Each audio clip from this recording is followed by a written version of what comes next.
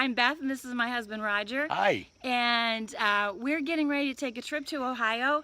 It's kind of a two grannies on the road adventure, but I'm not taking the other granny because this is a family trip for my 50th high school reunion.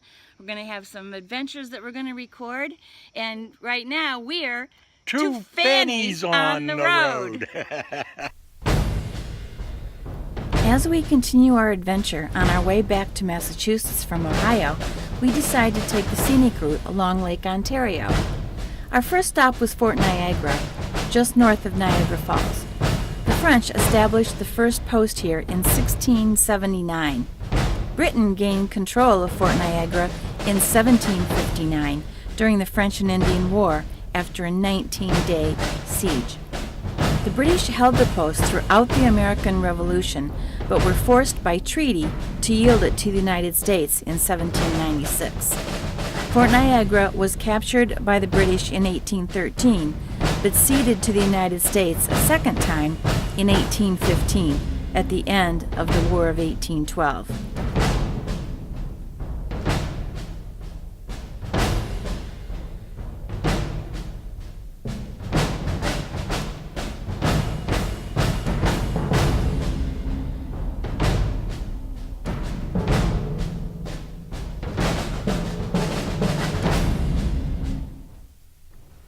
Our trip along the lake was definitely the long way, but quite scenic. We finally reached the Finger Lakes when we got into Geneva, New York, and checked in at the Waterloo campground, located between Lake Seneca and Cayuga. For a few days, we camped while we explored the lakes. We decided to drive around Lake Seneca and started with the Bellhurst Castle and Winery. We ran across some beautiful waterfalls, including those at Watkins Glen State Park. Watkins Glen State Park is the most famous of the Finger Lakes state parks. Within 2 miles, the Glen stream descends 400 feet past 200-foot cliffs, generating 19 waterfalls along its course.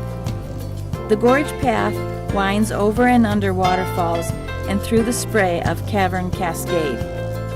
We decided to forego the full hike.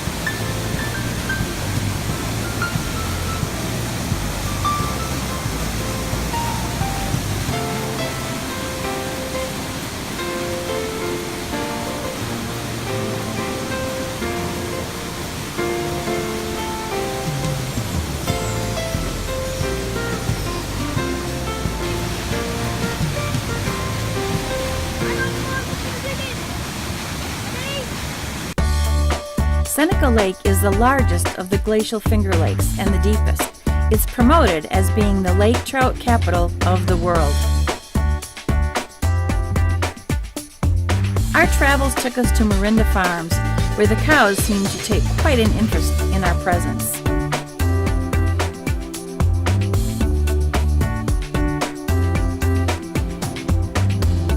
Maybe they thought we were going to feed them.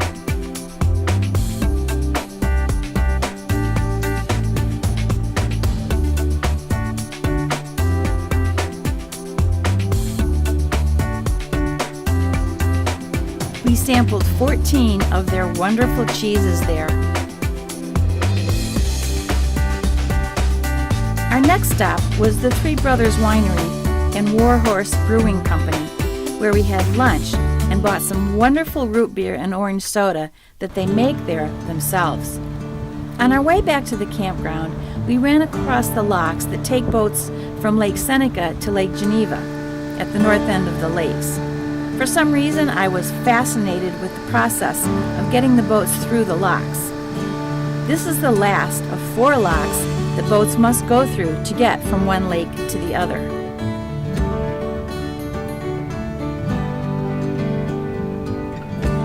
The next day, we decided to go around Lake Cayuga. Our first stop was the Toggenach Falls State Park. Toggenach Falls plunges 215 feet past rocky cliffs that tower nearly 400 feet above the gorge. Gorge and rim trails offer spectacular views from above the falls and from below at the end of the gorge trail. We took a break to find one of the top 50 ice cream places in the U.S., according to the USA Today, and it was well worth the stop. The ride around Cayuga Lake was also beautiful, with winery after winery overlooking the lake along the way.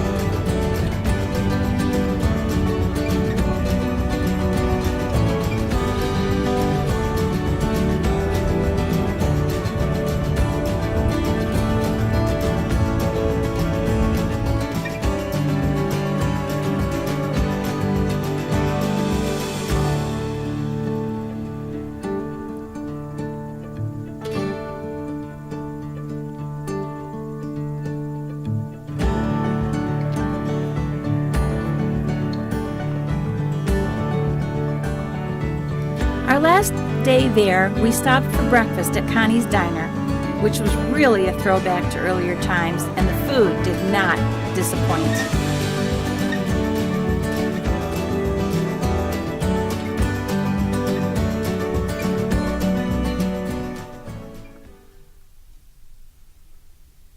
Our final adventure in the Finger Lakes was a pre-planned interview with the owner of Silver Thread Winery in Lodi, New York, on Lake Seneca.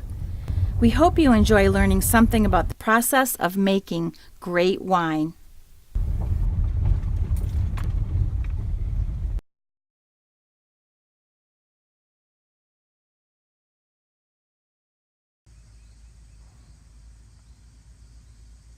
We're here today with Shannon Brock, and she owns the Silver Thread Winery here in, is it Lodi? Lodi.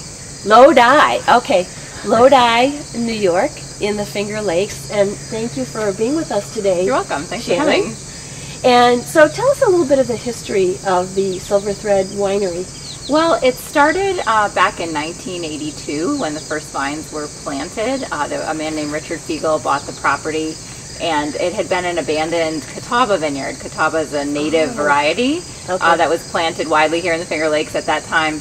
And he saw the potential for premium wine grapes to be grown in this region. So he tore out the Catawba and planted Riesling, Chardonnay, and Pinot Noir. Fast forward to 2011, he was ready to retire. Yeah. So my husband and I had been here in the Finger Lakes working in the wine industry already, and we had the chance to buy Silver Thread and carry on, into the next generation. So we're not related to the man who started it, but we are the right age to be his children. Oh, excellent. Mm-hmm. And so how did you get into the winemaking industry? Well, it's kind of a long story. It started as a hobby. When we were in our mid-20s, we were doing other careers. We'd gone to college for other things, but I had a strong interest in wine and dragged my husband along to a lot of wine tastings and food pairings. He has an engineering background, so he became interested right away in learning how to make wine. So we actually started as home winemakers. And then a few years into that, he said to me one day, I want to go back to school and be a winemaker. So we moved here to the Finger Lakes for him to go to Cornell and get his master's degree in winemaking. And during the time he was doing that, I started working at other tasting rooms and started teaching wine appreciation classes. I had been a school teacher before, and then switched gears to teaching adults about wine appreciation. Excellent. That's quite a career change. Yeah, yep. So, tell me a little bit about the area in terms of why are the Finger Lakes so great for growing wine? Well, it's really the lakes. Seneca Lake is right here behind us, and most people don't realize, but it's one of the deepest lakes in North America. It's deeper than the Great Lakes, and it almost never freezes. The last time it froze during the winter was in 1912. So we've had over 100 years of really great protection from the coldest winter weather. So a lot of people think, upstate New York, you must get buried in snow every winter. Actually, most of the snow that falls here melts really quickly because the lake stays open water, and it's not warm to swim in the winter. Right. It's only in the 40s, but that's warm enough to melt that snow and just keep it a little bit warmer around the vines, and that's why we can grow these grapevines and other fruit trees here in the Finger Lakes. there's a lot of apples and peaches and things like that, and even as well. apricots. So when the European Americans first settled this land, the Seneca Indians and Cayuga Indians that lived here had big peach orchards and apple orchards planted already. So they knew right away that this would be a good area for growing grapes, because if you can grow peaches, it's warm enough to grow grapevines. Okay. Are there any grapes that are just wild? Oh, yes. Yep. You can see pretty much all over the place. People get them growing near their houses. If you go walking near any of the ravines, we have lots of those running down to the lake. There's always wild grapevines. And we actually, we don't use them for wine, but we do use them as indicators for what's happening in our own vineyards, because when they're a little bit ahead of the wine grapes, but when we see them flowering or when we see them changing color in the late summer, it gives us a sign that we need to be starting to watch for those things in our own grapes. Okay, well, that's interesting. So are they a certain kind of grape or variety that grow wild? Well, I don't know that anyone has named the variety. We just refer to them as wild grapes. And we know that the Native Americans used them for dyes, and they had different uses for them. There's no indication that they fermented them at all. But the interesting thing about wild grapes is the plants are male and female separately. So you might have even in New England, all over the Northeast, you'll see these wild vines. Sometimes they don't have any fruit on them, and that means it's the male, and then the females actually have the fruit. Whereas with grapevines that we grow for wine, they're both male and female. Okay. So the male has to be near a female in order for the grapes to grow, I assume? Yeah, for wild. Yep. All right. The catawba, is that sort of a wild grape too? Well, not exactly. We refer to that group of grapes, Catawba, Concord, Niagara. They're lumped together into a species called Vitis labrusca, and we refer to them as native grapes, but that's not entirely accurate. They were early crossings of European and North American grapes, so they have always been cultivated, and they're hermaphrodite, like the premium wine grapes. Okay. Grafting is where the top of the plant is the fruiting variety that you want. So maybe that's Riesling, maybe that's Chardonnay. And the rootstock is a different species of grape. And you would graft them together when they're young. Most of the time, we do it with cuttings when they're very young, and they get planted in a nursery and then dug up and then brought to where you want to plant them. So here in the Finger Lakes, all of our premium wine grapes are grafted onto North American rootstock. And that's true in most regions around the world, actually, because there's a disease called phylloxera that feeds on grapevine roots. And it's native to northeastern U.S. And back during the 17 and 1800s, when they were bringing things back and forth and didn't really understand microbiology, the disease was accidentally transferred to Europe. So they have to graft there too. So even though you can go to France, but most of their vines will have North American rootstock. Oh, interesting. There's a saying in wine grape growing that the vines need to struggle. So over in Europe, historically, they would grow the wine grapes on land that couldn't be used for food production. So steep slopes, rocky soil, more poor soil. And then over the years, they discovered that you can actually get better tasting wine from poor sites than you can from more fertile sites. Wow. Because when the vine has to struggle, it's going to produce less fruit, and the fruit it makes will be really flavorful. So here in the Finger Lakes, we have glacial till for our soil. So this, 10,000 years ago, this entire area was covered by a glacier, and as it receded, a lot of different types of soils were deposited. So a lot of silt loam soil, some gravel, some limestone. There's a lot of huge variety of different soils around this region. So most of them are favorable for grape growing. So you'll see vineyards all around the different lakes, but it's really interesting that vineyards that are right next door to each other, growing the same varieties, will produce grapes with very different flavors. So our Riesling tastes different from our neighbor's Riesling up the hill because their soil's a lot deeper and a different composition than ours is. Okay. Our vineyard is really close to the lake, and in general, the closer you get to the shore of the lake, the shallower and more sparse the soil is. So we have smaller vines than a lot of other vineyards because they're really struggling. There's not a lot There's not a lot of soil for the roots to be grabbing onto. So we think that gives our wines a really distinctive flavor that you don't see with many other people. That's really neat. So what about do you process the grapes and actually make the wine yourself as well? Yep. Because not all vineyards do that. That's right? true. Yeah, there's many different ways of being in the wine business. So we're a very traditional model called an estate winery, and I think it's what most people think of when they think of wineries. So we have a vineyard where we grow our own grapes. We process the grapes right here, ferment the wine here. And the only thing we don't do here on site is bottle because we only do about 5 days of bottling a year. And because this is a big region with lots of wineries, we're able to take our wine just up the road to a neighboring winery and have it bottled there. Okay. So, but we are that traditional model where everything, start to finish is done right here. But you're right, there are places that just grow grapes and sell them to wineries. There are places that are just a winery. They don't grow any grapes, they make the wine. There's even starting to be more and more places it's just a tasting room. They don't even make the wine, they contract with another winery to make it and put their label on it. So it's always good if when you're out visiting, if you care about how your wine was made and the processes used, you should definitely ask about that. Right. You consider yourselves a sustainable farm. Right.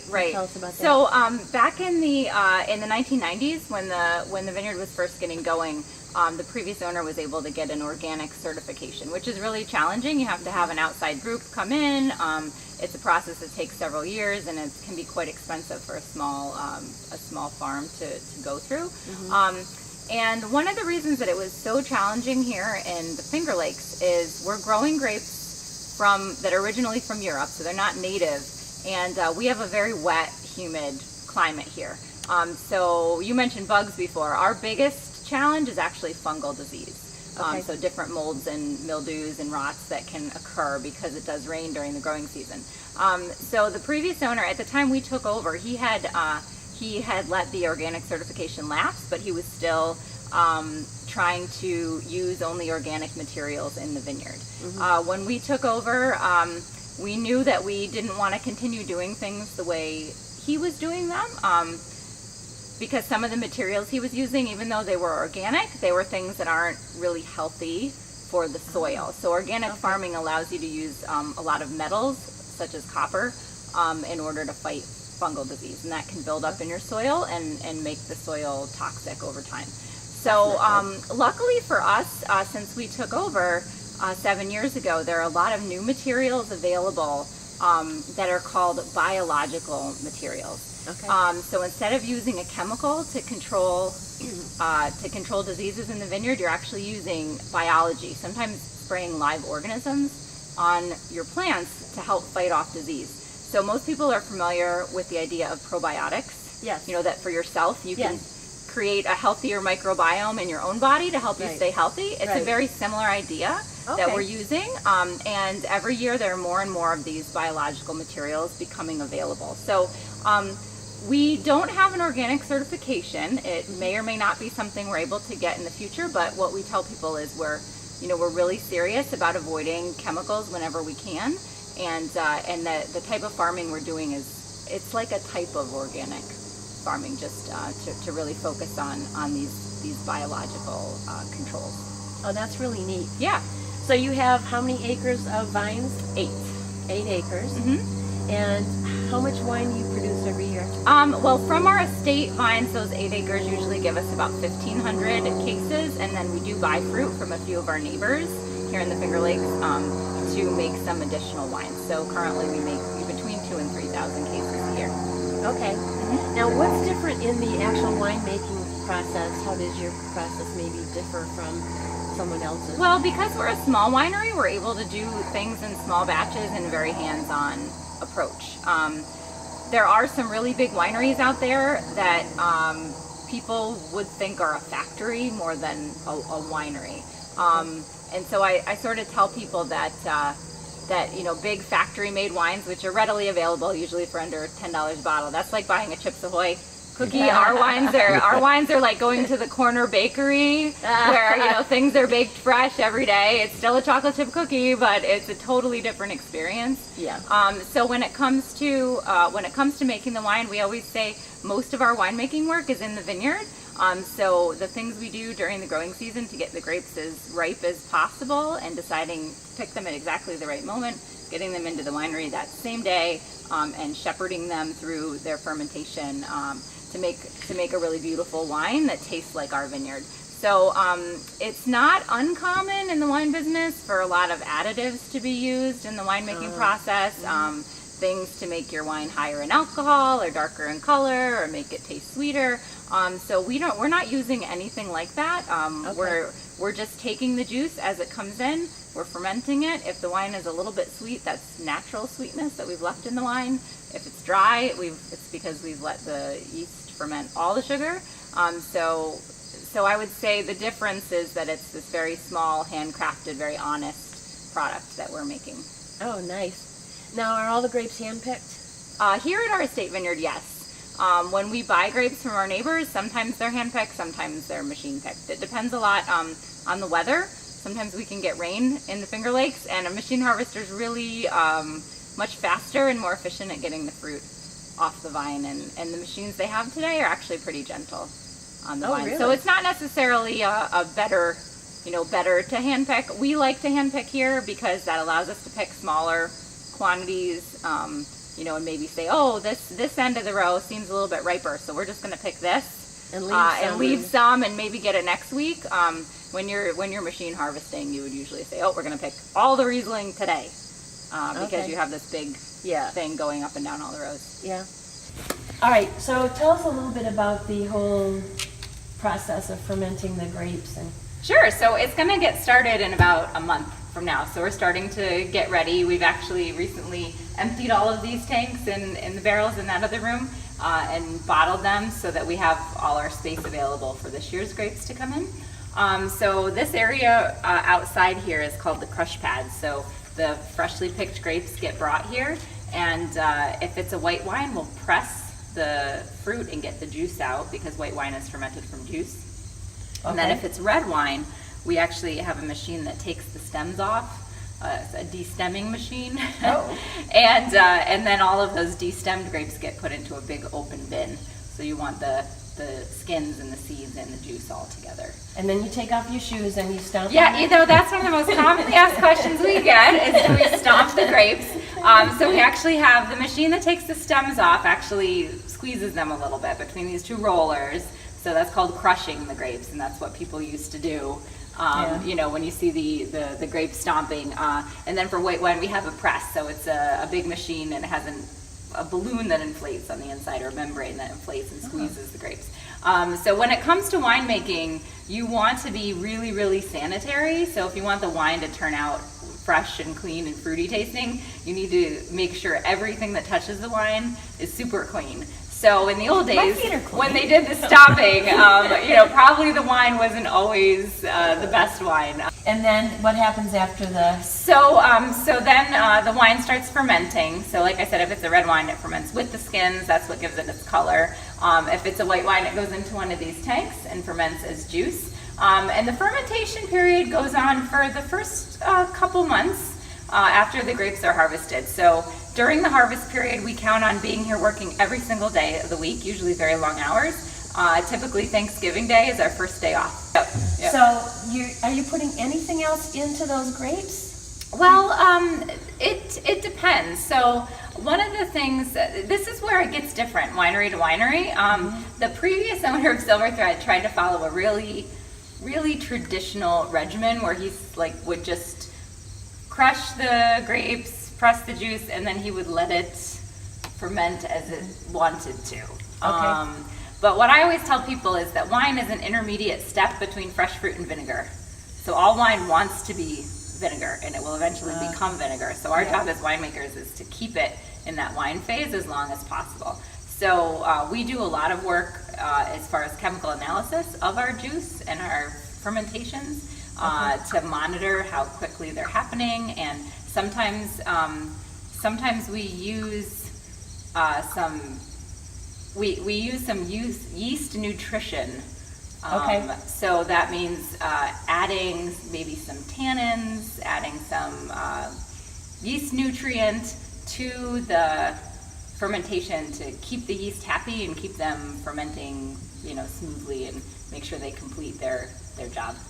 Okay, so then it's going to be less vinegary if you do that. Well, it's gonna, when you have a cleaner fermentation, you get more of the pure, fruity aromas. You don't get, sometimes there are certain aromas that can happen in wine. If people do home winemaking, they might be familiar with it. You can get rotten egg aromas, you can get,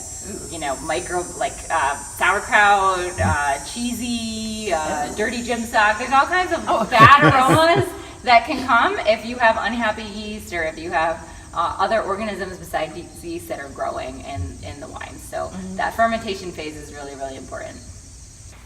So tell us about the process that you use these barrels for. Sure. So depending on what type of wine we're making, we may want to age the wine in these oak barrels. So we make a Chardonnay that's barrel fermented and aged, and then we make a couple of different red wines that are also aged in barrels. Okay, so you wouldn't have a Riesling necessarily that would be...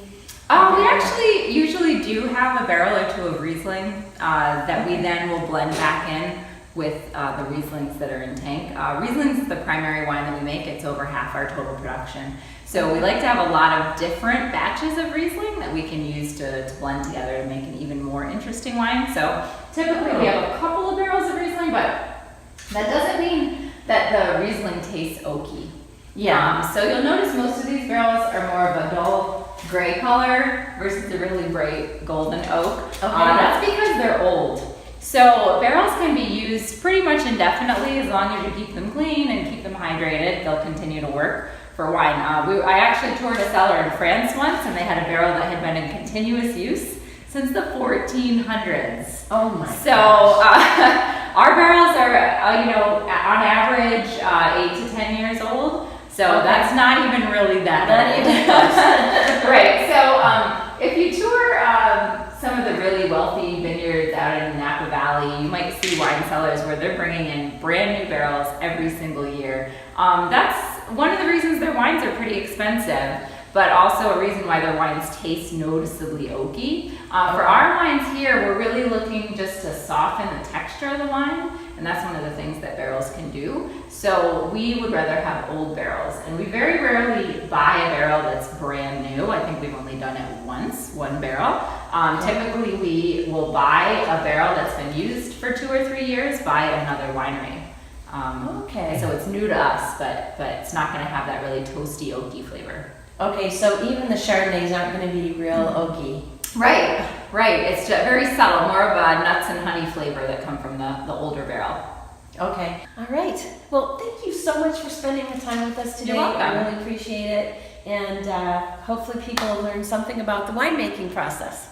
And this is what a granny does on a trip. She tastes wine and gets a buzz. And my husband and I took the opportunity to... Oh boy. Forgot to turn the phone off. We have lots of ducks here.